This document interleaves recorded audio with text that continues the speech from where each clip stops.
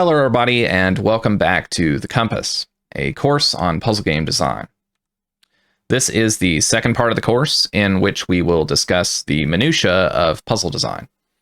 If you've somehow ended up on this video and you skipped part one of the course, there will be a link in the description to the first part. The second part may stand on its own, but it's not really intended to, and I may reference terminology or ideas from earlier in the course without really explaining them.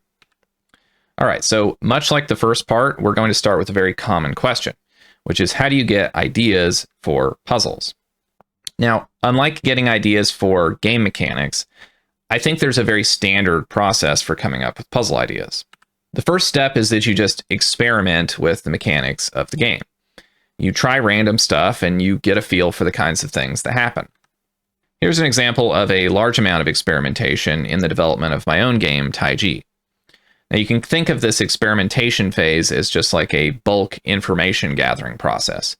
You're not so worried about the quality of any individual puzzle, you're just trying things out. Okay, so step 2 is a discovery phase. Now this sort of happens simultaneously with the experimentation process, since naturally the puzzles that you designed already will suggest new experiments. But regardless, you can think of this a bit like the blossoming of the experiment. So from that experimentation process, maybe you learn about some interesting things that happen in the game that would be cool to build puzzles around. Or you get lucky and you discover some puzzles that are good already. It's important to note that from that initial experimentation phase, most puzzles are not going to survive into the final game. Here I've circled only the puzzles that actually made it into the final version of Taiji. So you'll notice that the vast majority of the puzzles didn't make it, and in fact, none of the puzzles in that upper right screenshot made it at all. Now this is totally normal, and you should expect to throw out the vast majority of your puzzle designs. It doesn't mean that there's necessarily anything wrong with the mechanics. However, sometimes you have a mechanic and it's just very hard to come up with puzzle ideas at all. So this is an example of a cut mechanic from Taiji, where the puzzles used symbol colors that were the same color as the background tile colors. So you'll notice that these puzzles have these black and yellow diamonds, but the colors that you toggle between on these puzzles are also black and yellow. And this means that at any given time, there's symbols that you can't see because they're the same color as the background color. Now, the mechanic idea here was that only the visible symbols would actually be active and need to be satisfied in order to solve the puzzle.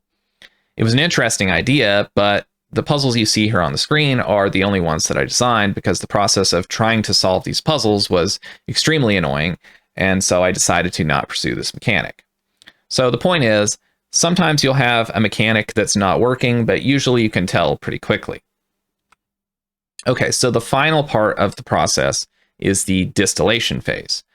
You can sort of think of this as like doing revisions on the rough draft of the discovery phase. In this phase, you've decided what you want the puzzles to consist of, but now you're just iterating. So overall, in this part of the process, you're either cutting bad puzzles, you're making tweaks to improve the existing puzzles, or you're adding new puzzles, but with a very particular goal in mind.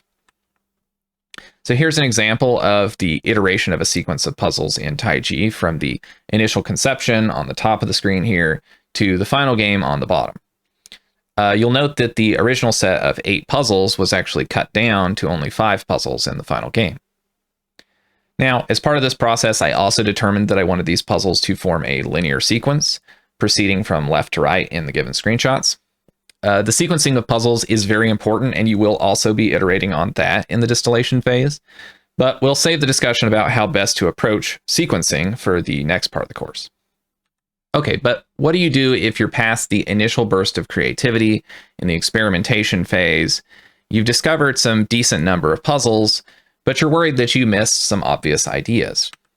Well, for sure, the more time that you spend experimenting with the system, the more you're just going to get ideas popping into your head about regions in the system that are worth exploring. So sometimes it pays to return back to the experimentation phase of the process and treat this whole process as a bit of a cycle. But other times you need a tool to look for fertile ground in the possibility space of the game. One tool is the matrix method.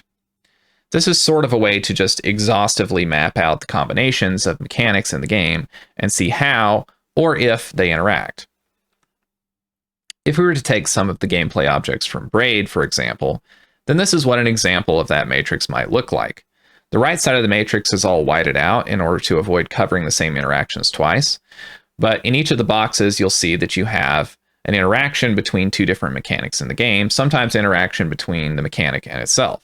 And checked boxes are ones where, as a designer, we've decided that we want to explore a certain interaction.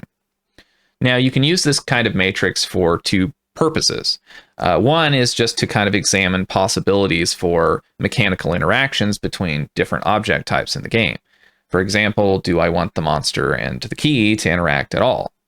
But you can also use this to explore whether or not you have puzzles covering those interactions. In other words, to fill gaps in the design. In any case, it's very important to remember that you don't need to fill out every cell in this matrix. For example, maybe you don't want two things to interact. Either the interaction would only generate annoying puzzles, or maybe it's off topic for the game. Like if you were making a game about time manipulation, then it's only important to include interactions that work well with the time manipulation. So it isn't a method to design so much as it is a tool to analyze the existing design and look for opportunities. The main criteria should always be that if your game would feel like it is missing something if you don't touch upon an idea, then you should have that idea in the game. Looking back at our principles, this principle is known as completeness. So there's these 4 puzzles in Taiji that I added to the game specifically for completeness.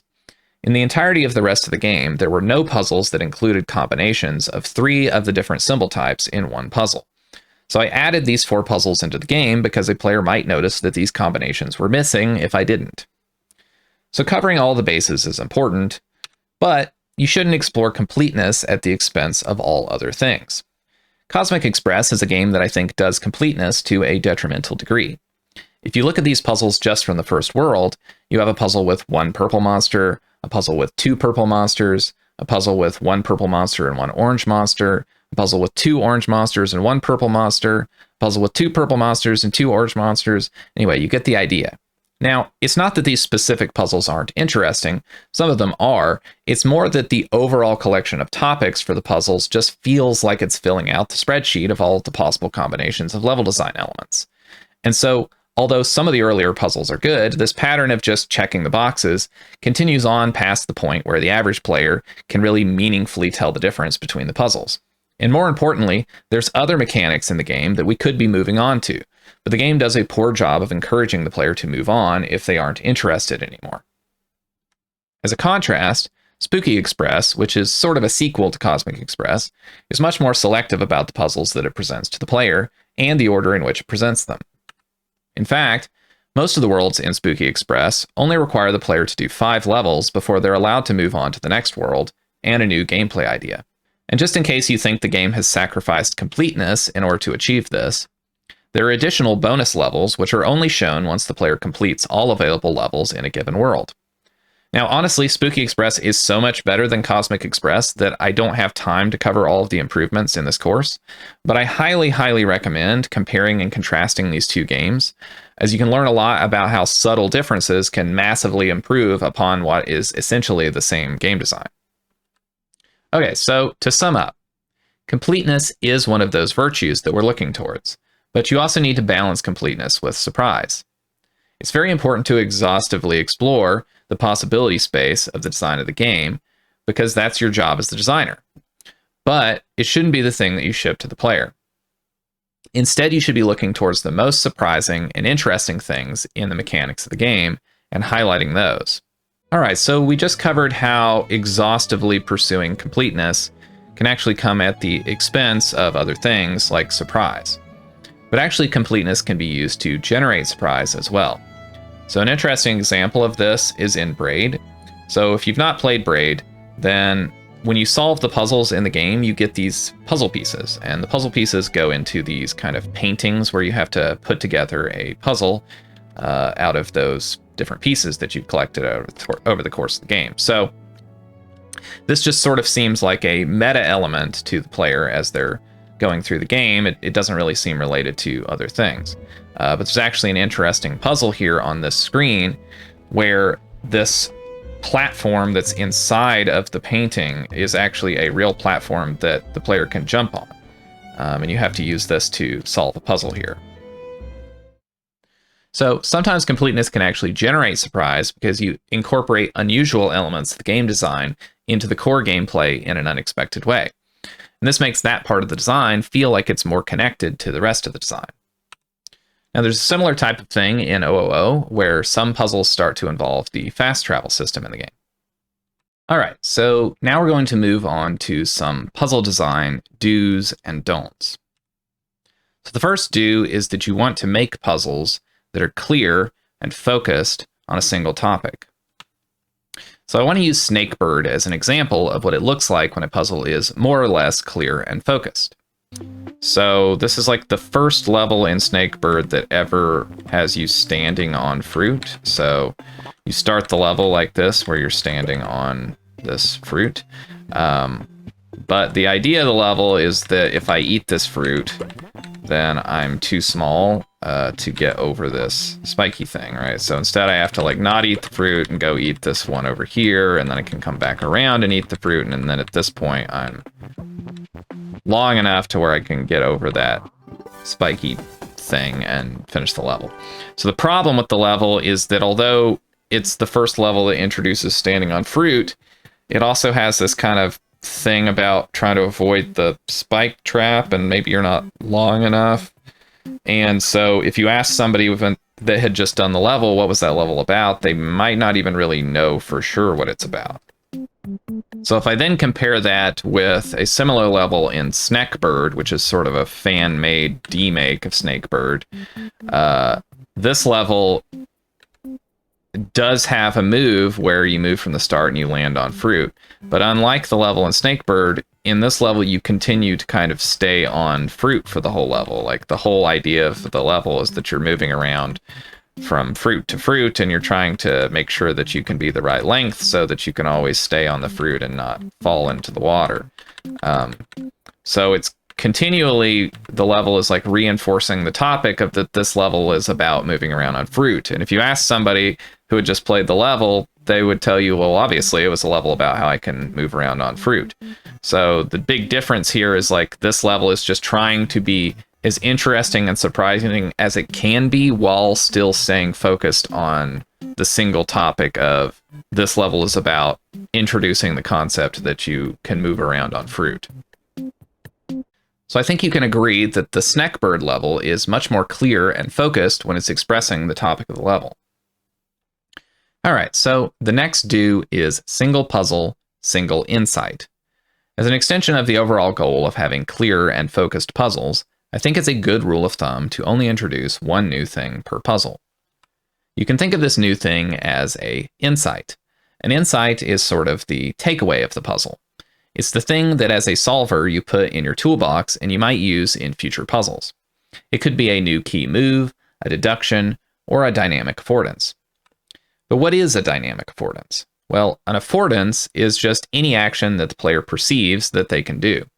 For example, if the player knows that they can press the A button to jump, then the A button affords the player the ability to jump. And jumping is an affordance. However, there are some affordances which only happen in specific scenarios, and those are called dynamic affordances. So if when you jump on an enemy, you bounce up in the air really high, then bouncing is a dynamic affordance, because it requires a specific scenario, namely that an enemy is present and you can jump on them.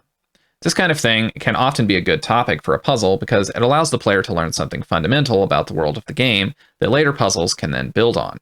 Now, if you think back to our discussion from part 1 about subrules, oftentimes a subrule will create a dynamic affordance for the player. So the subrule is really the implementation, whereas the dynamic affordance is the player's perception that the scenario allows them to do something. Okay, so returning back to the concept of single puzzle, single insight, generally there are two types of puzzles depending on whether or not they introduce a new idea. So insight puzzles introduce new ideas, or insights, whereas exercise puzzles just exercise the existing ideas and increase complexity. So if a puzzle is an insight puzzle, in other words, it introduces something new, then the puzzle should be focused on that. Solving it should require using the insight. Things that the player has never seen or done before are extremely attention-grabbing, and the player will be very confused if the topic of the level overall has nothing to do with the new thing. They might even feel disappointed because they aren't sure yet if that new thing is ever going to get its due. So a large issue with that Snakebird level earlier is that the player has never walked around on fruit before getting to this level. And although the level introduces this new concept, the rest of the level is actually not about that. Instead, it's about avoiding spike traps. Whereas the Snekburd level is only about walking around on fruit.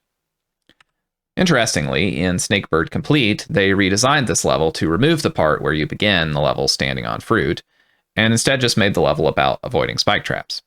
Now, I think walking around on fruit is more interesting, but I would still say that this makes it a more focused and better level.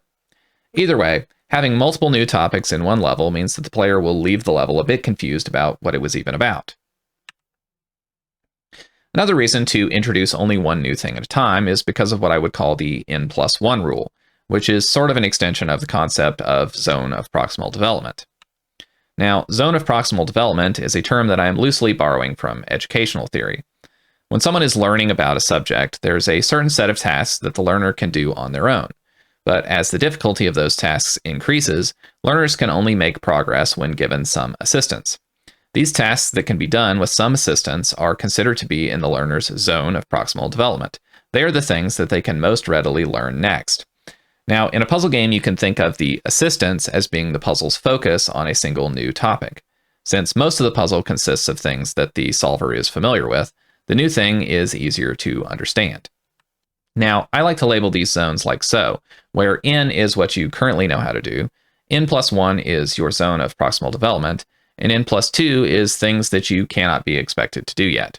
So you mostly want to give the player puzzles in zone N or N+1, and avoid puzzles in zone N+2. Now, N+2 puzzles can still sometimes be useful as knowledge gates, but that's something we'll explain later on in the course.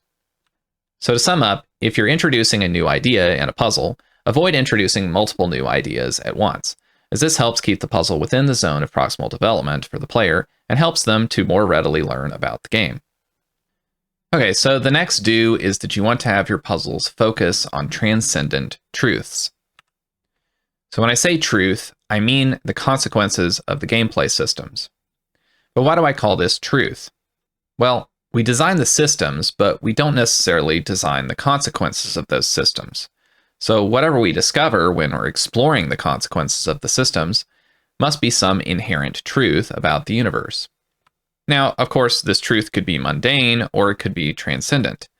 Now, a mundane truth is one that's either so obvious as to be uninteresting, or it's arbitrary and contrived. Instead, we want to build our puzzles to showcase transcendent truths.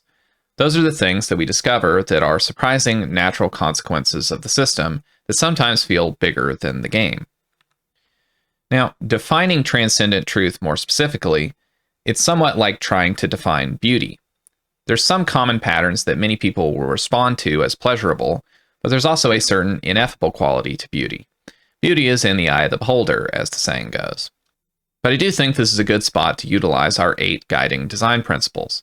We can evaluate any individual puzzle along all of these dimensions and get at least some kind of more complex analysis than just our singular impression of its beauty. Is the puzzle adding to the richness and value of the game? Is it adding to the completeness of the game by filling out the coverage of the game's subject matter? Is the puzzle surprising, or is it utterly expected? Does it feel contrived, or does it feel very elegant? Does the puzzle feel like it belongs, or does it feel like it's too outside of the bounds of the subject matter of the game? Is the puzzle compatible with other parts of the game, or does it negatively affect other parts of the design just by being there? Does the puzzle overlap significantly with existing puzzles in the game, or does it provide something truly unique? And finally, is the puzzle providing its value most generously to the player, or is it shrouded in unnecessary busywork? So, defining what is transcendent is a bit nebulous. I think our guiding principles can help, but perhaps we can get some additional clarity by focusing on ways in which a puzzle can be mundane instead, and just trying to avoid those kind of things. Note that the question of whether a truth is transcendent or mundane is a separate question from whether the puzzle is hard.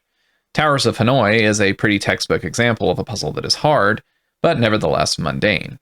In fact, following on our principle of generosity, generally you will want puzzles to be as easy as they can be while still conveying their core truth to the player. Another way for truths to be mundane is for them to have no meaning outside of the context of the game. One example is things that are chosen arbitrarily by the designer, such as weapon stats in an RPG. Studying these doesn't tell you much about the universe, and it probably doesn't even help you with the next RPG that you play. For an example of what it looks like when a game bases its puzzles around arbitrary implementation details, let's look at Paquerette down the Bunburrows. In this game, you're trying to capture bunnies which run away from you. The problem is that the rules which govern the behavior of these bunnies are quite arbitrary and contrived. For example, at a three-way intersection, bunnies will first attempt to go forwards unless they see a dead end, and what they can see is a topic of discussion in and of itself, but if they see a dead end, they will go left unless they can't go that way, in which case finally they will go right. Here's an excerpt from a Steam guide which attempts to explain how the bunnies move. Actually, this explanation is somewhat incomplete as it doesn't even include what I just described. So much of the challenge of Paquerette is about trying to remember and apply all of these arbitrary details. Obviously, the game has its fans, but in our aesthetics, we want to avoid focusing on this kind of arbitrary esoterica. Once again, in our principles, this principle is the one of lightest contrivance. Esoterica that arises out of convoluted systems is not really a surprise. But esoterica that arises naturally out of simple systems is good. As puzzle game fans, there's really nothing we want more than to suddenly find ourselves in a pile of our notes and looking like some sort of raving lunatic. Those are some of the most peak experiences of puzzle solving. But the important thing is that these kinds of situations should arise very naturally out of the interaction of simpler elements of the game, rather than out of arbitrary contrivance of the designer. So if we look at our overall goal as designers, we want to present the player only the transcendent and beautiful truths that we uncover when exploring the systems that we design. Now, since we're making a puzzle game, we don't want to just spoon-feed these things to the player. We want to orchestrate a process of discovery that mirrors the one that we had when we were designing the game, while removing the boring and painful parts. That way, a player can have a more condensed and enjoyable version of the experience that we had when we were designing the game. So the next don't. Noisiness. So if we want to have clear and focused puzzles, then the opposite of that is noisy puzzles. So I talked about noisiness in my talk from 10 years ago, and I used this example from the bridge of visual noise. All the things that are highlighted in red here are not only not relevant to the puzzle solution, but they're not even things that the player character can interact with at all. They're purely decorative. So this is obviously an example of extreme visual noise, and it's important to remove this type of noise to improve puzzle clarity. But it's also true that if a puzzle contains a compelling core truth, but nevertheless buries it in mundane challenges, that's a similarly noisy design that should also be avoided. So I want to use this example from Can of Wormholes of like noisiness sort of like obscuring the topic of a level. So this is the first level in Can of Wormholes that introduces these dots. So if you eat the dots, then your worm grows longer. It's kind of like Snakebird in that sense. It's a snake game. You eat things and your snake grows longer. And the goal of this level is that you're trying to get into this little yellow pit, but you need to be the same size of it, or else you'll just fall in and it's a game over, right? So if I'm trying to like do a good job here and start out on the level, then clearly what I would want to do is count the size of the exit and count the size of my worm and figure out how many dots I need to eat to go in there to begin with. But the game doesn't make that easy, right? There are sort of these stripes that are on the worm, but they're not really aligned with the actual grid of the level. So it's unclear whether or not those are actually the size of the worm. So maybe I just count the floor tiles underneath there. Okay, like my worm's size 6. But the exit like has no indicator. So like the only way that I can count that is to like look at the area around it and say, okay, it's 4 by 3. So it's, I guess, size 12. So I need to eat 6 dots. My point is not that this is like that hard, but that the game's not really making it easy to do the thing that it wants me to do. It's sort of like obfuscating the details of this puzzle, which is otherwise a very trivial puzzle. And B, this is like the 3rd or 4th level in the game. It's a very early level, and it's the first level that introduces these dots that you need to eat. And so it's sort of setting a negative first impression of the whole game, that this is going to be a game about like weird twiddly counting of the size of your worm and the size of the exits, and the game's not going to make that easy for you to do. But actually, the rest of the game really doesn't do anything like this at all. So if we look at the game the way it is, this is how it is presently. And this would be a mock-up that is mocked up to be more readable. Now, this isn't necessarily like what I would do were I able to like totally edit the source code of the game and do whatever. I might make something that was even more readable than this. But the point is like on a visual level, it could be more readable. But I want to go a little further than that and talk about how actually I think on a topic level, the gameplay concept is also not communicated as clearly as it could be. So the first thing I should note is like in game, there's actually this kind of gain insight thing where you can do a tutorial level. Now, I don't necessarily like this feature of the game, period, because I think if you can make a better level to teach something, you should just do that. But I would also argue that this is not a good level to really teach you anything anyway. But I just want to acknowledge it because if I don't mention it, then someone's definitely going to point out that, well, don't you know there's a simpler level that teaches the thing. Okay, so interestingly, Can of Wormholes is actually a game that has a level editor, so I can just make custom levels to demonstrate to you some different examples of how else you might implement this level. So this is sort of like my most basic first pass of the idea of how I might implement this level. And the reason I like this implementation is because it's very visual. You can very easily see that like I'm half the size of the exit and there's as many dots as there are the exit.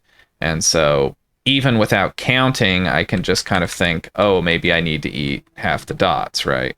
And you could do it that way, right? And I've given you a lot of room to maneuver around because I don't really want you as a player to get distracted by other weird aspects of the movement. But, you know, you might say like the player's not necessarily encouraged so much there to eat all the dots, and that's something that you might want to have happen in this level. You know, maybe an unthinking player just eats the dots because the game makes like a nice sound when you eat the dots. I don't know if you can hear that on the video. I'll have to turn it up. But it makes a nice little crescendo when you eat the dots. But nevertheless, then you're like too big. But you know, maybe a player's not so encouraged to do that, or maybe like they're smart enough to avoid it or whatever. So I have this like slightly alternate version of it where the bottom part of the level is much narrower, and so a beginning player might think that there's nothing else they can do other than eat all the dots, right? Unless they really think about the fact that, oh, actually, right, I can walk across the exit if I'm not aligned with it, right? So probably this would be the version of the level that I would go with if I were designing this game, because I think that it's kind of the right balance of being on topic, but having a little bit of a extra something surprise to make the level interesting. But there's kind of like, if we're thinking about the original level and the things that we wanted to do, we wanted to introduce the concept of the player eating dots. We wanted to introduce that they needed to be the length of the exit in order to solve the level, which means that they both can't be longer than the exit, and they also can't be shorter than the exit. And both of these levels, the player's unlikely to enter the exit while being shorter. So maybe we're sort of missing half of like what we want to do there, right? So here's like kind of a third version of the level that I mocked up, and let's make the player's worm even shorter, so they're only like 2 squares instead of 3 squares. And then let's make them, as a first move, have to step onto the thing and then go down, which is maybe a little bit subtle and surprising, and you might not realize that you can do that. But at this point, I feel like we're starting to kind of diverge from the simplicity of the original version. It's hard to like actually visually see now how many dots I need to eat. It's not so hard to count because everything's kind of in a straight row, and I'm only size 2. But you know, now I have to pick up an odd number of dots. It's a little bit strange. But, you know, I could see this being an acceptable version of this level, even if I think that, like, it's starting to become focused on other things. I also might keep pushing in this direction because, like, one of the things, if you were trying to make the level more interesting, one of the things that you can do in the game is actually, in this kind of situation, you can go down and still be not falling, because you don't fall into the exit if you're not totally aligned with it, right? And if you're halfway on something, then you can go over the edge. So then you could have like a really interesting version of the level, right?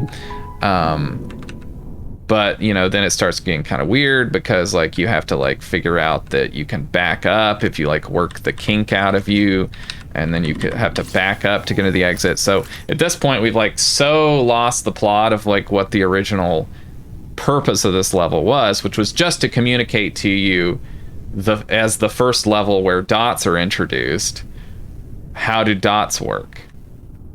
So I definitely don't think I would go with this version of the level, because there's still a lot of ways that the player can avoid going into this trap, and we're kind of losing more than we're gaining here anyway. So I would, of all these iterations, I would probably still go with the middle one, because it's kind of the sweet spot of being very clear and having like a little bit of extra interest on top. So if we look back at the actual level that's in the shipped game, you know, I can only really speculate about what the intent of the designer was, but my guess is that the level ended up as noisy as it is as an attempt to try to make a very basic level concept more interesting. But I don't think noise is a good way to add interest to your puzzles. So although I think that level from Can of Wormholes is a bit overly noisy, there are some levels in the game that are quite clear, on topic, and visually communicate very well. For example, this level communicates a lot. Because the exit is clearly the same size as the worm when you start the level, you immediately know that whatever you're doing in the level, you need to not eat that dot on the left. The next don't. Off-topic difficulty. This is when a puzzle includes an element which is not novel or significant enough to form its own topic, but nevertheless it still interferes with the flow and focus of the level. So we're going to return to Can of Wormholes in order to discuss off-topic difficulty. So another element that's in Can of Wormholes is these sort of inert, non-player worms. So you can't control these worms, but you can push them around. And so the goal of this level is to just get these worms into each of these exits. And the main difficulty is that this bottom right section is so far away. If we try to move down there, we're like not even long enough to make it down there. And so in order to get down there, we have to kind of partially eat this other worm so that we can like roll around and extend ourselves down there. And the main topic of the level is that we need to manipulate this lower section without coming off of the upper worm, because if we do, then we can't make it up. We can't make it back up, right, to finish the level. All right, so the solution looks something like this. We have to like push everything to the left, and then we're just like shuffling the pieces around in order to get everything into the exit. But the off-topic difficulty comes in that there's a subtle asymmetry in the level, that if instead of pushing them to the left to begin with, if we pushed everything to the right to begin with, we do the exact same moves, then we can't push everything back because we roll off of the edge of the level. To make that a little bit more clear, if we look at this bottom section, you'll notice that that's symmetrical, but if we trace that all the way up to the top, you'll notice that there's a section of 3 tiles on the left that's not mirrored on the right. Now, asymmetry is a perfectly fine subject to have for a level. It's just in this case, the main subject of the level was about manipulating these pieces down here and what you can do with that. And this off-topic difficulty is actually, even if the player has the right idea, just because they did it with the wrong symmetry, the level is kind of rejecting their line of thinking. And this is sort of like a false rejector, which we'll get into that a little bit later when we talk about confirmers and rejectors. So the reason I think that this probably happened is because the designer, much like with that earlier level, was just trying to make every part of the level as interesting as possible, and they just got a little bit carried away, and they sort of like accidentally made the level more incoherent in the process. This is sort of like when we were doing our redesign of that first level, and I sort of showed you how you could get carried away trying to make the level more interesting, and you kind of lose the plot of what the main idea was. So, as we just said, this problem can come because you want the level to be interesting. But it's important to remember that making a subsection of your puzzle better isn't always the same as making the whole better. Don't try too hard to make parts of the puzzle that aren't the main idea interesting. Your goal should be to communicate clearly. All right, so what are some examples of off-topic difficulty? As we just mentioned, subtle asymmetry can be a problem. This is where the puzzle looks symmetrical, but it actually isn't. This can happen due to camera perspective or just because the level layout doesn't really suggest that the asymmetry is important. Execution or timing difficulty can be a problem if the player tries to do the right thing, but they just did it too slowly or not well enough.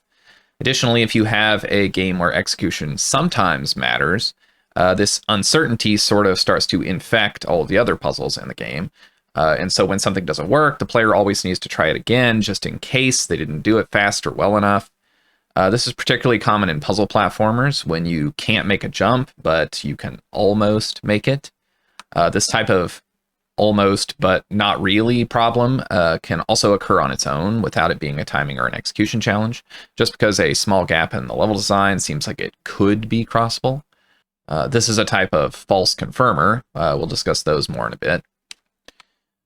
Missing information can also be a problem. Maybe there's something hidden under a rock, and the player spends a lot of time thinking about the puzzle before they even move that rock and realize there's something there. Where the camera setup is kind of inconvenient and prevents the player from seeing everything that's relevant. Also, levels can just be difficult to read due to poor lighting or foreground-background separation issues, or there's just too many puzzle elements. You want the amount of time that the player has to spend parsing the level layout to be minimal. Finally, levels can have off-topic difficulty due to reliance on the player's memory. Sometimes puzzles might just require the player to remember what's hidden underneath things. But the most common reason is that you expect the player to remember things that they learned in a puzzle much earlier in the game. This type of difficulty can be mitigated with topic tagging, which is when you have a puzzle specifically designed to remind the player of a concept. Now, as I mentioned about asymmetry earlier, most of the things on this list could be valid topics to pursue on their own, but you should avoid introducing them on accident. Okay, the next don't. Don't fetishize minimalism. Often in pursuit of reducing unnecessary stuff in a level, one can overstep and cause other design issues. So there's sort of two ways that minimalism can go wrong. You either make levels too small or you make levels too easy. So we're going to look at an example of how design can go wrong when you're making levels too small by looking at a game that I designed years ago called Polarization. This is just kind of like an early level, but the way that the game works is it's a, kind of Sokoban type game, and you can walk around except on these dark tiles where you can't walk. Those are like pits, and there's these blocks, but you don't push blocks. Instead, you can press a button to change your polarity from positive to negative, and if you're red, then you'll pick up the blue blocks, and if you're blue, then you'll pick up the red blocks. And that works the same with blocks, so if blocks are positive and negative, they stick together. So here's an early level that's just around kind of doing this little shuffling thing. So this is a much later level in the game, and sort of the idea of this level is that you have these blocks that are kind of in the pit over here, and you need to fish them out by kind of building tools to grab them. And so initially you just kind of have these blocks and you have to put them in the right order, which is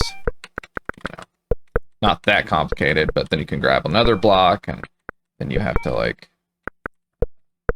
break these up and grab the final block and just pull it out of the pit. So then the problem is, because I made this level so small, there's a lot of like additional effort involved in trying to get this into the final situation that it needs to be in at the end of the level, because you have to put these blocks on the buttons. So this is a new redesign that I did of the level that massively opens up this room on the left. So now you have lots of room to maneuver around and to do whatever you want to do with these blocks. So this is good because it puts more of the focus on digging stuff out of this pit, which is kind of the interesting part of the level.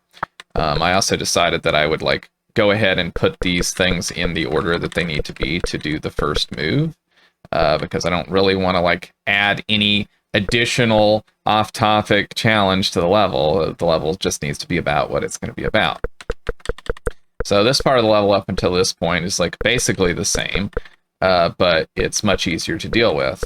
But because it's easier to deal with all of this stuff, that kind of freed up the level for me to add another block, which I think enhances the theme of the level. And so this block is a little different because actually, although I have this shape here and I sort of want the mirror version of it, I actually want a plus on the end, not a minus on the end. So it's not quite as simple as it might first seem to do that. But in any case, I have lots of room over here to build that shape, and so it's... Oh, I did it in the wrong way. So it's actually not that hard to do that, and instead that puts the focus on the main ideas of the level. And then once you kind of get this shape, you actually realize that, oh, it's like too big to fit out here, but that's not like that hard to deal with. You can kind of just do this and then pull it out like you did the first shape. And then I decided to change the layout of where you need to place these so that that would be likely to be easier as well, right?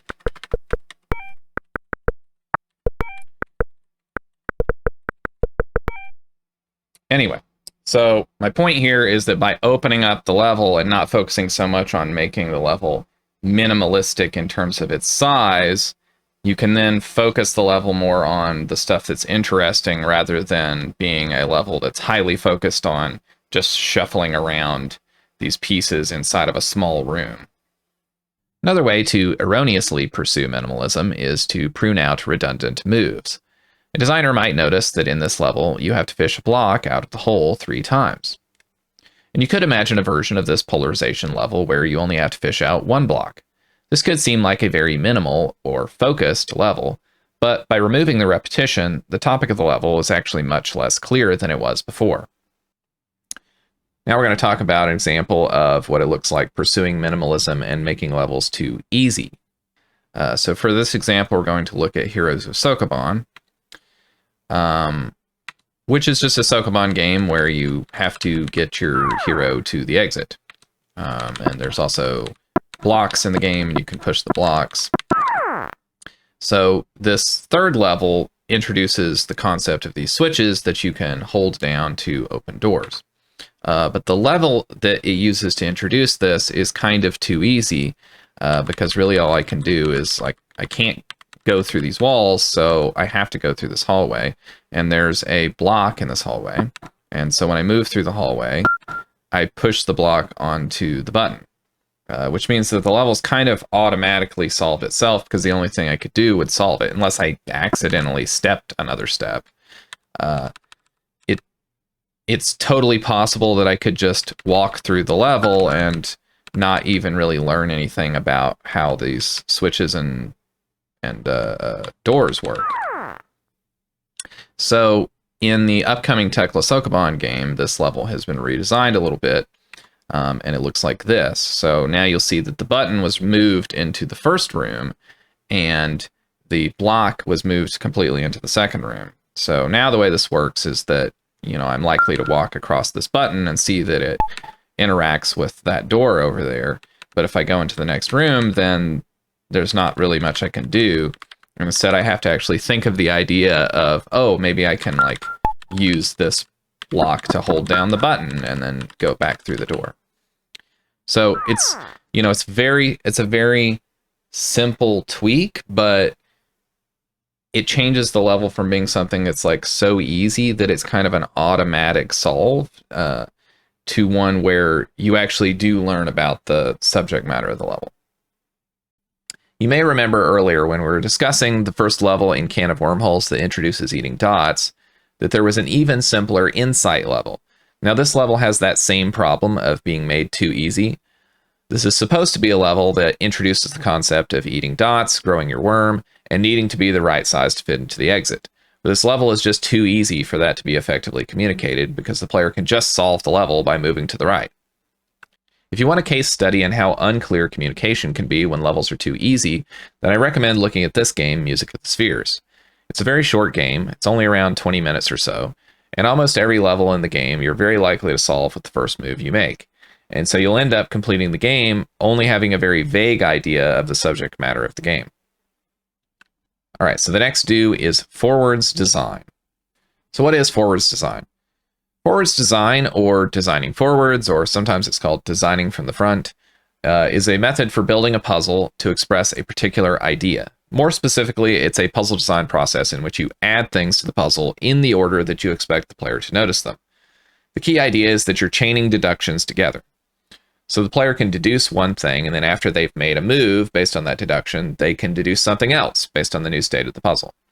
So the process looks a bit like designing the puzzle and solving it at the same time.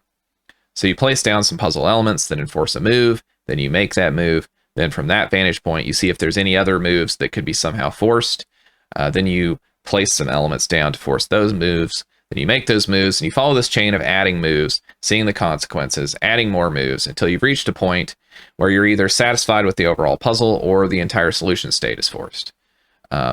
The important thing about this technique is that it creates puzzles that have a clear solution path that the player can follow. Because this is all very abstract, I'm going to give a couple examples of what this process looks like. In this first example, I'm going to walk through the process of designing a witness puzzle using the forwards design method. This method tends to work best if you have a high-level idea for the puzzle when you're starting out, so I'm going to steal an idea that the witness already uses for a puzzle, which is this early vault puzzle, where there's multiple start positions and there's multiple exits. The player has to use a process of elimination to determine the correct start and end points. The point is not to make a better puzzle than the one that's in the game. The point is to just show how this process works. So the high-level idea of the puzzle is that you're going to have 4 different start points and 4 different end points. And by process of elimination, you have to rule out all but one of the start points where you need to start the puzzle, and all but one of the end points where you need to end the puzzle. So we can start putting in things that let you rule out start points. So a relatively easy thing would be to place down 2 hexagons next to this start point.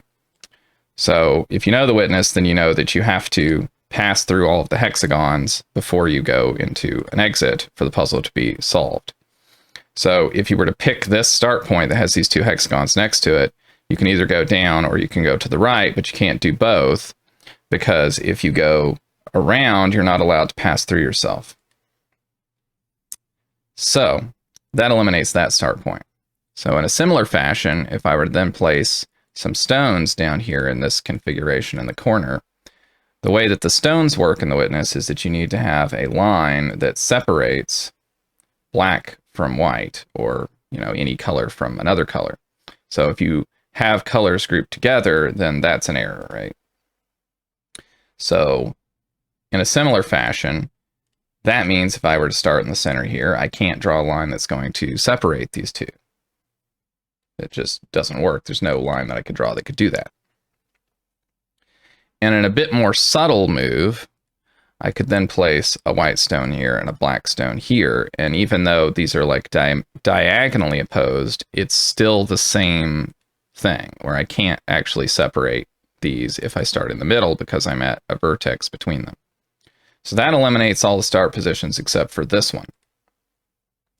So now this is going to be our start position. So now we want to pick an end position to go to. And I'm just going to kind of pick this one up here. And I could go about setting up things like, I could put a similar thing to this in the corner and say, hey, well, that means you can't go out that exit, because in order to go out the exit, you would have to hit one of these and not the other. So that eliminates that exit. But actually what I'm going to do is I'm going to do a structure up here where I place a hexagon and then I block off a line here, which actually is a you must end there deduction, because there's no other way to hit this hexagon without also going out the exit. So that forces the exit and eliminates all the other exits in one move. So now solving the puzzle is just kind of like a matter of satisfying those constraints. So the main topic of that puzzle is about noticing that you can only start at one start point and end at one end point. But we left a lot of slack in the solution space of the puzzle. There's many different ways to solve it. We could carry the process of forwards design all the way to the end, adding elements until we've forced a single solution. But now it's much harder to understand the main idea of the puzzle because there's a lot of off-topic noise. So don't fetishize having single solutions to the detriment of your puzzle's clarity. We'll discuss this some more in a bit, but for now, I want to give another example of the forwards design process. This time, the example comes from my own game, Taiji. Okay, so what we're going to do is sort of a mock redesign of this puzzle that's in the final game. So we're going to design the puzzle, but we're going to design the puzzle that already exists and just kind of walk through the reasons for each design decision as it was made. So this particular puzzle is a knowledge gate. So it's a knowledge gate for the dice pip symbols. So it's meant to be a puzzle to check to see that you already know what these mean. So what these mean is the number on the symbol is the size of the area that contains it, right? So if it's smaller, then it's wrong. And if it's, bigger, then it's also wrong. And it can also be inverted, right? The other little thing about this symbol is that you're not allowed to group together different colors, right? So you can only have one color per area, if that makes sense. Okay, so because it's a knowledge gate, you kind of don't want the player to be able to guess at this point what the mechanic means. And one way we do that is that error flashing that we showed earlier, we just disable that on these puzzles. But another thing that's nice to do is actually set up a conundrum that the player is going to run into. If they kind of have an idea of what the mechanic might be and they start guessing, then they'll sort of like run into a dead end. So what I'm going to set up here is I'm going to put down a couple of 1 pips. And so 1 pips are really easy to satisfy because you could just toggle them on as long as you don't toggle any of the neighbors. However, I want the player to actually kind of have them off and then outline them because I'm going to use this outlining. And I want to focus on that deduction rather than the just toggling them on, right? Which is a bit more of an automatic thing. So the way that I'm going to force that is that I'm just going to lock those tiles off, which that means that you can't toggle those. So considering there's no other white symbols on the puzzle, I can't satisfy those white pips any other way than outlining them. So then the conundrum that I'm going to do is I'm going to put a 3 here of a different color. So because it's a different color, I know I can't combine it with these 1s. But it's in an area that's of size 1 right now, which is of course too small for a 3. But I know I have to outline these 1s here, and if I toggle this on, now it's like too big. It's an area of size 5. So like what gives? I can't make that work either way. And so all this is fairly simple because we know that as an experienced player, we would know that if there's another yellow symbol on the panel, we can resolve this situation. For a beginning player, this might like dissuade them a little bit of the idea that 3 is somehow the size of the area. So now we need to give it some other thing to connect to that's yellow in order to resolve that. And we kind of could put it anywhere, but I'm going to put it here because I like putting it next to these 2 lit cells that we already deduced, because the player knows that this needs to be connected to that, which means that they know that they need to toggle this cell on. And also it's a 6 because if I do the minimal connection to the other area, then that resolves. And so there's really only like 1 tile of freedom that the player's given, which is do they connect here or here? And that creates a little bit of a bifurcation in the design process where, I could decide to have the player go around this way or decide to have the player go around this way. You might say, well, what if I did a 7 and I did it both ways? And okay, that works, except then the player is also given a bunch more freedom due to that 7. and maybe we don't want to give them that much freedom because then it makes the puzzle a little bit more sloppy. So we're just going to give them the 6, and we're going to say that they have to connect around this way. And the way that we're going to enforce that is we're going to put another symbol down here that's of a different color. And of course, once again, colors can't be grouped, different colors. So therefore, that has to be done that way. Now, that would be a very simple kind of solve. But actually, I saw when I was designing this, because I just have had a lot of experience with the game, and I've seen this kind of situation before, I saw an opportunity to do something a little bit tricky in this corner. So if I put a 6 here, the things that's interesting about the 6 is that like a naive player might just start counting tiles down here and go 1, 2, 3, 4, 5, 6. And then they'd say, okay, well, I'll just outline that and they'll satisfy the 6. But then they've made this area too big. And so it's like, well, how can I even do this? And so it's not terribly hard to resolve, but due to how this is set up, I can extend that further, and then I can take out this corner because this is like set right here. It's allowed to kind of snake in there, and there's enough room to add another area. And so then that's kind of a nice little twist at the end of the puzzle. So that actually forces all of the tiles on the puzzle except this top left corner. And so with the puzzle in the game, I actually made the decision to put another little 1 pip here, and that forces this corner to be lit. Now, we talked about in that witness puzzle that we just looked at that you could take that puzzle all the way through to force the exact line that you draw, but it might kind of distract from the point of the puzzle. But in this case, like almost every tile was already forced, and it kind of just feels nice to clean up the last remaining tile so that the whole puzzle is forced. Another little subtle thing that you might notice is that the puzzle is almost entirely diagonally symmetrical on the solution, and adding this here sort of has a symmetry with this other corner, and it makes the puzzle a little more aesthetically appealing when it's solved, which kind of gives it 2 reasons to put that dice pip there. So we mentioned earlier that forwards design is a good method to express a particular idea with a puzzle. In this case, the idea was to be a knowledge gate, which is a puzzle that should be outside of the player's zone of proximal development, unless they've learned something elsewhere in the game. This is a somewhat abstract subject for a puzzle, but I think it helps to show the power of the technique. Alright, so summing up, forwards design creates puzzles that are crunchy and have a clear break-in and deductive solution path that the player can follow. You pretty much need this approach for larger puzzles because although experimentation can sometimes give you interesting small puzzles, you're going to run into a problem when you go to try to make large puzzles if your only tool is try random stuff and see what happens. And typically those types of puzzles that are made more aimlessly tend to require guessing from the player, and the quality can vary pretty wildly. So forwards design tends to make puzzles that require less guesswork and are more consistent in their average quality, though some luck is still required as a designer to end up with sublimely beautiful puzzles. Another way to think about it is that you have to be digging in the right spot in order to strike gold. So typically, this process works best if you've done a lot of experimentation with the mechanics first, so you already know some interesting situations or some forced moves. So lead with experimentation, but refine with forwards design. So the example designs that I did earlier are relatively small, but this process can be extended to create much larger puzzles.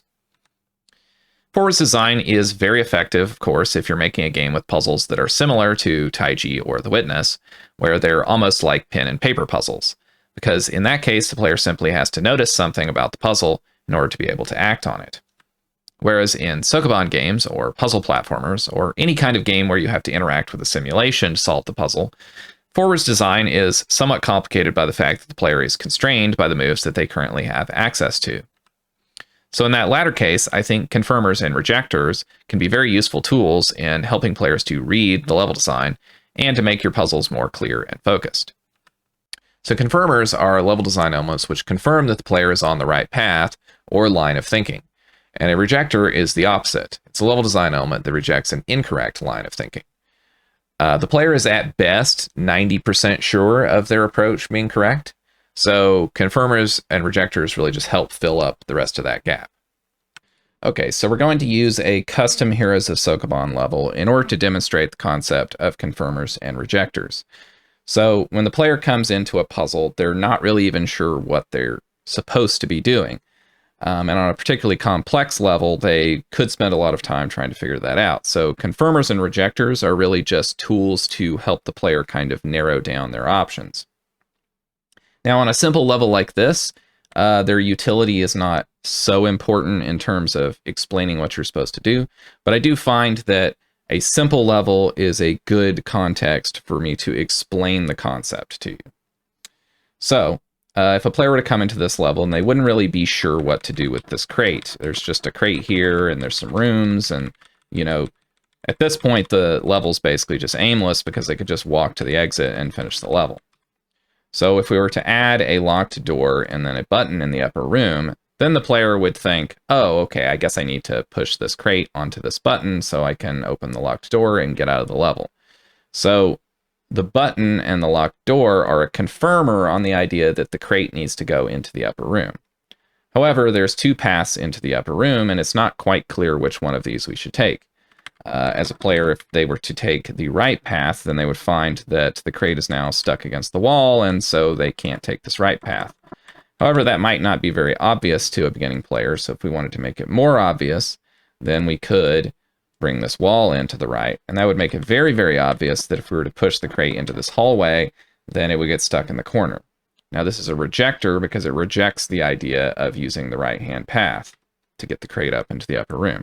Now, because there's only a right-hand path and a left-hand path, rejector to the right-hand path is actually also a confirmer to the left-hand path. So we should take the left-hand path and push the crate up here into the upper room. And then we find that we can't solve the level because we accidentally put the button one tile too high. So that was actually a false confirmer for the left-hand path, because even though it suggested that we should take it, we couldn't solve the level. So let's move our button down, and actually while we're at it, let's make a couple other changes. Let's put the button in this corner, and let's move this wall into the left one. Okay, so we know we can't take the right-hand path, but there's sort of a false confirmer to the idea that maybe we would want to push that in there because the button's there. And if we go over to the left, then, well, it seems kind of like we can't take the left-hand path either. So how does this work? Actually, this is a false rejector, because if we only push the crate in halfway, we can take the long way around, and then we can push the crate up from the other side and push it into the corner and solve the level.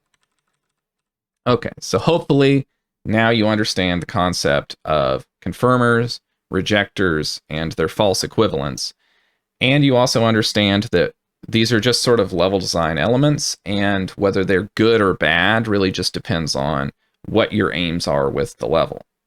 So be careful when confirming incorrect moves or rejecting correct ones. False confirmers and false rejectors make puzzles more difficult by introducing noise in the readability of the level.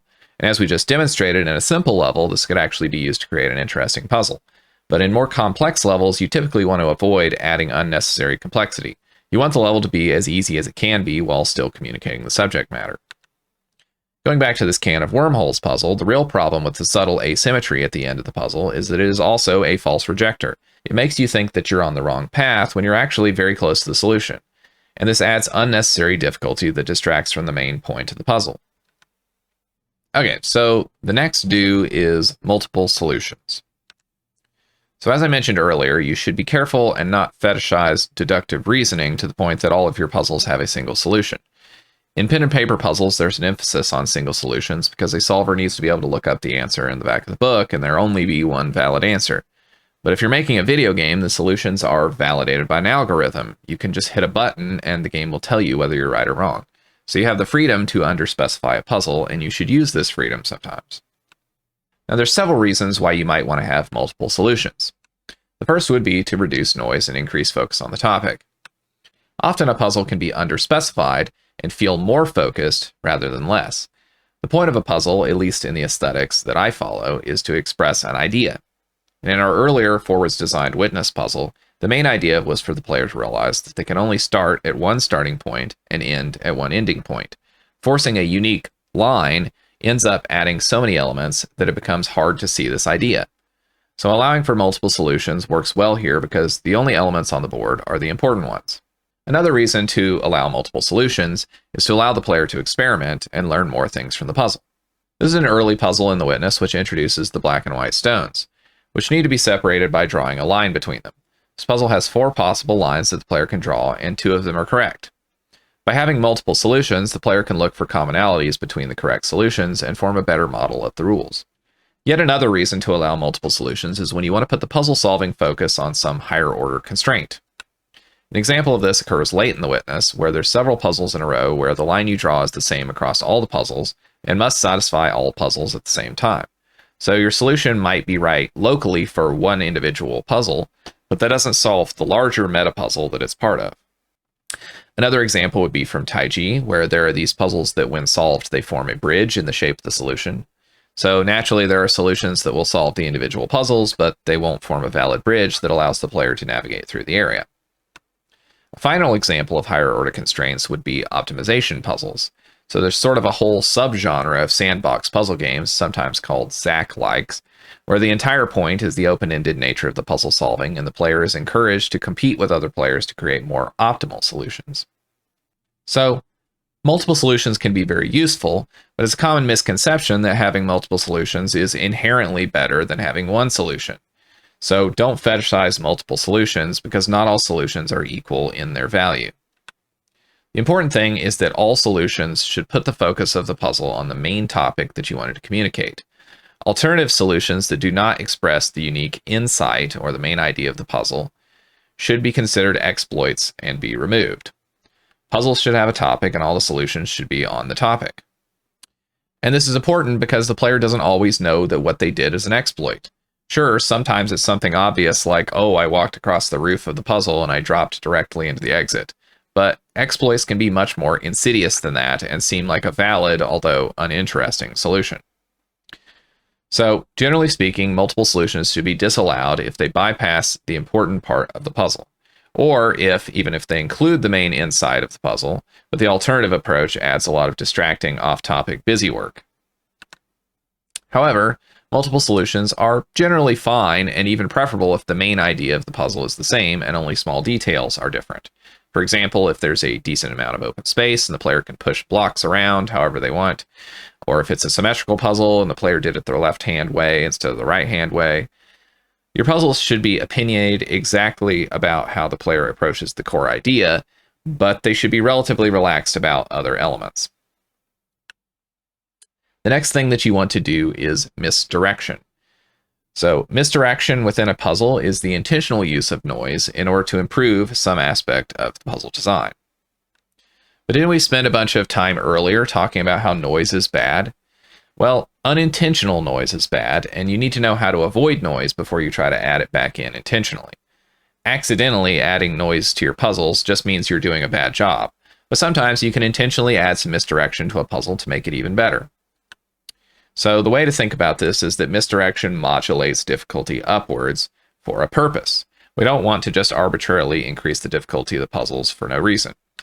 Difficulty is not, in fact, the 9th virtue on our list, if you might remember. Difficulty only matters insofar as it affects completeness. If there's a natural extension of the rules of the game that creates difficult situations and you don't explore it, then you're doing a bad job. So difficulty can be a side effect of deep subject matter, but it's not inherently the goal. More difficult games are not better designed games than easier games. So what are some purposes for which we might want to use misdirection and increase difficulty? One purpose is to create puzzles that seem to be obviously impossible. In this puzzle we designed earlier, we used misdirection to create an obviously impossible situation. The player clearly must push the crate through the left hallway, but they're very likely to push the crate too far and deem this obviously impossible. Sometimes misdirection is useful because you want the puzzle to focus on something the player can't do rather than something they can. In these cases, it's good to set up a situation which will cause the player to ask themselves, wait, why can't I just? And then they'll proceed to try a very obvious solution which doesn't work for an interesting reason. All right, so this level in Braid is a really interesting example of using misdirection, and particularly the player's kind of natural inclination to think, well, why can't I just do this? In order to misdirect the player into a dead end, which is sort of the focus of the puzzle. So the way that time works in this world in Braid is a little bit unusual. If you move to the right, then time kind of flows forward normally. But if you walk to the left, then time rewinds backwards.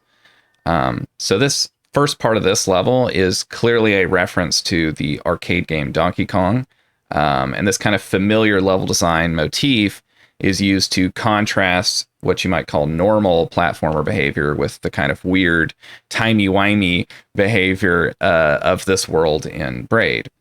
And our familiarity with Donkey Kong suggests that we want to climb to the top of the level. And of course, there's a puzzle piece at the top of the screen that you would want to collect. So we just proceed about doing that. And there's a little bit of weirdness. It's kind of goofy how, the monsters move back and forth as we go up the ladders. But when we get to this point, we find that we're at a dead end because this monster is at the top of the ladder and we can't climb up without him killing us. And, well, time doesn't move when we climb up and down. It only moves when we move left and right. So this is sort of a conundrum where we're never going to be able to climb this ladder. So how can we get to the top of this level? And we might try to sneak around, go to the right, but he lands on our head and we can't really get around him that way. Now, the actual solution to the puzzle is somewhat tangential and requires that we just bounce off of this conveniently placed guy to the left of the whole puzzle. But it's really interesting that the thing that we remember about the puzzle and really the kind of crux and focus of the puzzle is this ladder that's impossible to climb, and not the actual solution of the puzzle. So it's interesting that you can use misdirection to kind of focus the player's attention on something about a puzzle that might be actually not the solution and just something that's impossible in the design space of the game. Misdirection can also be used to surprise the player or even to make them laugh if the surprise is absurd enough. An example would be this puzzle from The Witness. In this section, the main idea for the puzzles is to avoid drawing lines through the shadows of tree branches. This puzzle includes both shadows of tree branches as well as some irrelevant shadows from a metal grate that can be ignored. The misdirection in this puzzle is twofold. First, the player expects the solution to be a long circuitous path of some kind, as the previous puzzles have established this trend. This is an example of using sequencing to misdirect, which we'll discuss further in the next part of the course. But secondarily, and perhaps more importantly, the puzzle misdirects by placing this very obvious opening in the shadows immediately below the starting position, which will lead the player to try many solutions that involve going around that way, none of which work. The correct solution just involves going this short distance around the corner to the exit, as the nearby shadows are from the metal grating and can be passed through. Oftentimes, the absurdity of this short line, contrasted with the many things the player has tried before, is a source of humor. Finally, a very useful purpose for misdirection is to prevent the player from sleepwalking through a puzzle or making a lucky guess. Sleepwalking is just when a player can solve a puzzle without really engaging with any of the ideas in the puzzle. These two examples from earlier were both levels that are so easy that a player can sleepwalk through them. They might solve the level, but did they really learn anything? But for a more realistic example of preventing the player from sleepwalking, let's look at Patrick's Parabox. So Patrick's Parabox is a Sokoban type game where the goal is to place boxes on all of the targets in the level and get to the exit. But the unique feature is that some of the boxes have another smaller level inside of them. Now, in this level, you have to place a tiny blue box on the target inside of the orange box.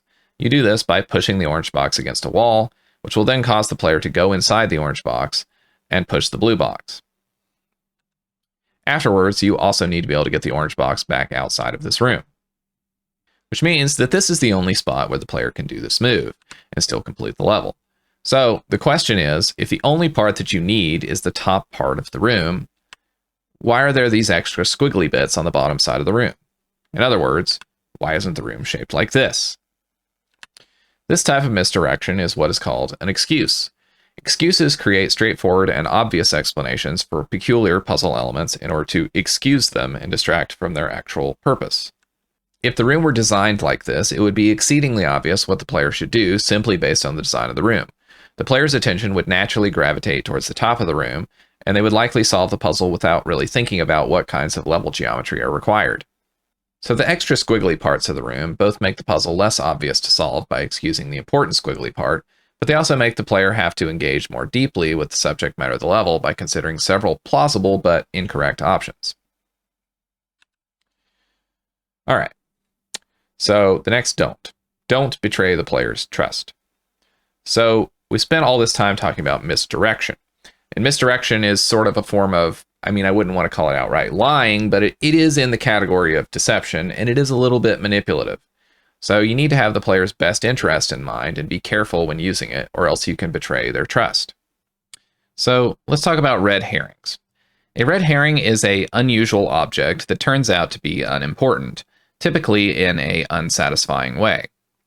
Red herrings tend to be defined pretty vaguely, but in the context of this course, I'm going to be referring to them as exclusively a bad thing. So I would define a red herring as a failed misdirection. Specifically, it fails in that the player ends up overly focused on the misdirection itself and becomes totally lost with regards to the actual puzzle.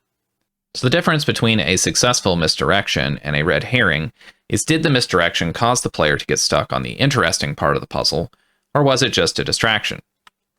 So red herrings can happen for multiple reasons. One possibility is that the primary purpose of a misdirection was just to make the puzzle more difficult. In this case, I'd say it's best to just avoid using the misdirection. Once again, difficulty itself is not one of our virtues. We want to use misdirection to achieve some higher purpose. But often red herrings can happen on accident when some unrelated element ends up distracting from the purpose of a puzzle. This particular puzzle in The Witness, although I won't spoil the actual solution, is marred by a huge red herring in that it is found in a dark room only illuminated by this bright red emergency light. And there have been other areas in the game where there are dark rooms bathed in bright red light, and in those cases this is very important to the puzzle. But in this case, it's completely irrelevant, so naturally this forms a huge distraction that makes the puzzle much more difficult for no real benefit. It's possible that this was just an oversight, or that an earlier version of the puzzle did involve this red light in a more direct way. But in any case, in the final puzzle, it's a red herring. Okay, so how can you avoid red herrings? Most of these strategies we've covered earlier in the talk for other reasons, but I think it's worth restating them here. We talked about reducing visual noise, which of course can be a cause of red herrings, so make sure that important elements of the level look important and non-important ones don't. When we talked about one topic per puzzle, we mentioned that you should also avoid introducing new dynamic affordances that are not needed to solve the puzzle. This can also be a huge red herring.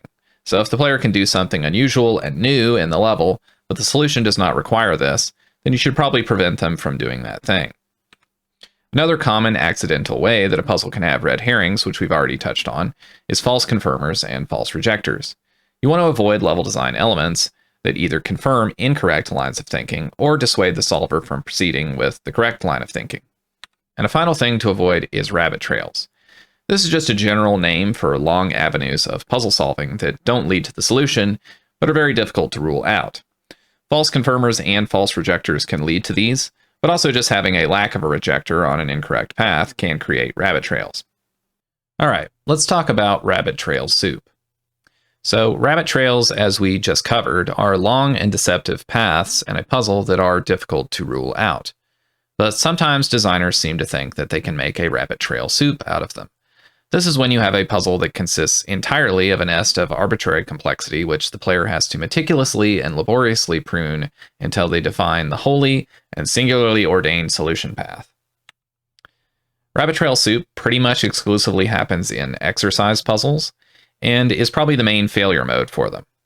To refresh your memory, there are two main categories of puzzles based on whether or not they introduce a new idea. So insight puzzles are those that introduce a new idea, whereas exercise puzzles don't typically introduce new ideas, but instead just increase complexity. So Rabbit Trail Soup is not new. It's at least as old as Colossal Cave Adventure, which is the progenitor of the entire text adventure genre, from 1976. Now, if you don't know this puzzle, which I wouldn't expect you to at this point, then it's a maze that is made entirely out of minute grammatical variations on the same sentence. I think Rabbit Trail Soup is in the general category of maze fetishization. As puzzle game designers, we love a good maze when we see it. Just the aesthetics of a nice hedge maze are enough to bring a fully formed puzzle designer to tears. And this picture isn't even a hedge maze, but I know you imagined one. So mazes are almost always more interesting in theory than they are in practice. Sometimes it's exciting when you realize that you can express a maze with the mechanics in your game, but if the maze doesn't have interesting decision points in it, then it's not much more interesting than a maze on the back of a cereal box. Often designers get lured into making tons and tons of maze puzzles for their game, and they overestimate the value of having lots of trivial variants on the same idea. Obviously, some people like to do 1001 randomly generated Sudoku books, but that type of design is outside of our aesthetic. So, are mazes bad? They aren't inherently bad. Trivial mazes are bad. I've referred to these in the past as labyrinths, and additionally, rabbit trail soup is bad. So a maze is fundamentally a pruning puzzle. So if you think about the maze as a tree, then you start at the root, and at the end of one branch is the exit of the maze. So mazes with lots of branches that go on a long time before they dead end are exhausting and bad. This is bad enough if it's the maze on the back of a cereal box, but in other types of puzzles, particularly Sokoban, it may require copious amounts of working memory to even keep all the branches that you've already pruned in your mind. This is rabbit trail soup. Another way to think about this is as too many things, too many of them are wrong. Many of the puzzles at the beginning of Stephen's Sausage Roll fall into this category. These are puzzles that are almost exclusively focused on pruning out complexity to find the solution path. Rabbit trail soup is often a symptom of chasing complexity instead of depth, particularly artificial complexity, which increases contrivance for dubious benefit. However, exploring natural complexity is important for completeness. So, because natural complexity is so important, the next do is specifically related to this: a taste of hell. Sometimes things naturally combine into a nest of complexity that is horrible and annoying and just hell, but nevertheless, not including it in the game at all would leave the game feeling incomplete. So in these cases, I think the best move is to give the player just a taste of hell. Don't get too carried away and forget that the player wants to enjoy the game. It's like spicy food. A little spice goes a long way, and too much spice and it's not really edible anymore. So in Taiji, there's an example of a taste of hell in the Shrine Navigation meta puzzle. One of the panels here is this idea where every single tile on the board that isn't a positive dice pip is a -1 dice pip. In a much earlier version of the game, there was a whole section of puzzles exploring this concept. However, it was very exhausting, and most players quickly grew tired of the concept. So in the final game, there's just this one puzzle, a taste of hell. The Witness has a similar kind of taste of hell puzzle. In the swamp area, there are these puzzles that involve packing various shapes, but the symbols obviously look kind of like Tetris blocks. So hidden in the area, there's an optional puzzle that is more explicitly leaning into the concept of Tetris blocks.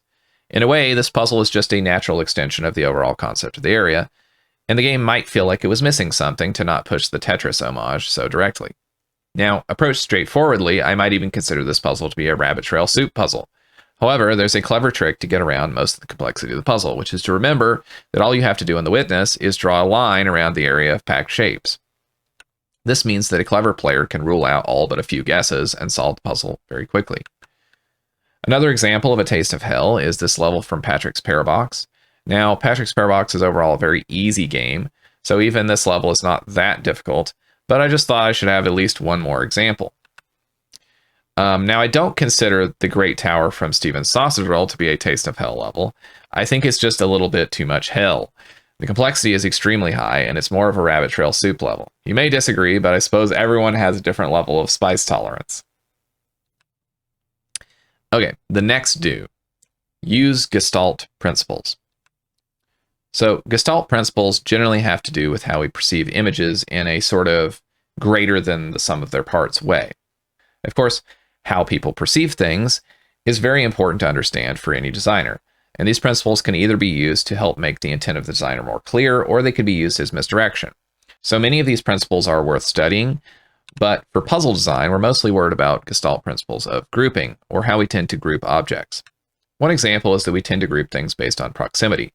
So even though there's just a bunch of dots here on the screen, you'll tend to perceive these as 4 separate groups due to how their proximity is organized. So a way to use this principle to help the player understand the game is by simply grouping related puzzles together spatially. Here's an example from Zero Player where the puzzles near the beginning of the game are grouped into 3 groups that have similar themes. You can also use this principle to misdirect the player, like in this example from Taiji. These puzzles demand that you group together the diamonds into pairs. However, the puzzle can only be solved by grouping 2 diamonds from opposing corners of the panel, which is very counterintuitive and violates Gestalt principles. I'll highlight the connected section here since it's also connected using low-lit tiles, making it even less obvious. This connection having to be made using low-lit tiles is also an intentional one to make the puzzle more challenging. This is actually utilizing another Gestalt principle called figure ground. This is not really a grouping principle, but it's worth noting that it applies here. Here's a little illusion based on this principle. Can you read the word? The reason the connection in the previous puzzle is hard to see is because the low-lit tiles are perceived as background. Partly because the majority of the panel is low-lit, but also because the low-lit state is typically the default state for all tiles in the game. So the player tends to think more about which tiles do I want to highlight, but the crux of the puzzle happens in the low-lit area. Another way that we tend to group things is based on some established boundaries, where the objects find themselves within a common region. So in this example, you'll naturally want to group the dots in the image that are bounded by the rectangles. This is the same principle that makes it a good idea to group similar types of puzzles into larger zones with identifiable visual themes. This utilizes both the proximity rule and common region to make the overall game easier to understand. Now, Baba Is You uses the common region principle very early on to encourage the player to connect flag is win, since those words are found within the same region. And interestingly, it follows this with another level where the same principle is used to misdirect you. Connecting Baba is win will not solve this level because there is no Baba in this level. The direct contrast between these levels also serves as part of the misdirection, though this is a topic that we'll cover more in the next part of the course, the sequencing section, where we will discuss different ways to use multiple puzzles in sequence for all sorts of effects, including misdirection. Now, another Gestalt grouping principle is the similarity rule. So you tend to group objects of a similar color or shape together. So in this image, the number of groups will really depend on your level of analysis. Perhaps there are 2 groups, those of circles and stars. Perhaps there are 4 groups, white and black circles, white and black stars. Perhaps there are 6 groups, forming white rows and black rows. Perhaps there are 12 groups, splitting by both color and shape. A useful application of this rule would be that things that behave the same should look the same. You can see this principle in effect in the witness with the various symbols that you find embedded into puzzles throughout the game. In this puzzle, there are black and white stones, and there are orange stars. Now, across the entire game, there is a very consistent connection between the shape of a symbol and the way that it behaves in puzzles. Braid also uses this principle. Notice how the key that Tim is holding and the middle door on the right have a green special effect applied to them. These objects are immune to the player's ability to rewind them. This connection between the visuals and the gameplay is such a straightforward design move, though, that you might not have even considered it, but it is still an application of this principle. And you could clearly imagine a version of Braid where the magical rewind immune objects are not so clearly visually different than the normal ones. In fact, in the original version of Braid, the effect was subtler, and so these objects were somewhat harder to differentiate. As a bit of an aside, if you're planning on making this comparison in the anniversary edition of Braid, it actually reproduces the original game's effect incorrectly. Now, you can also use this similarity principle to misdirect. In this puzzle sequence in Taiji, I encourage the player to group together dots of similar color. And then at the end of the sequence, I throw them a curveball of a puzzle where every dot is a different color. Because they are so fixated on grouping by color, it may take them some time to figure out the solution. All right, so that is the end of part 2 of the compass.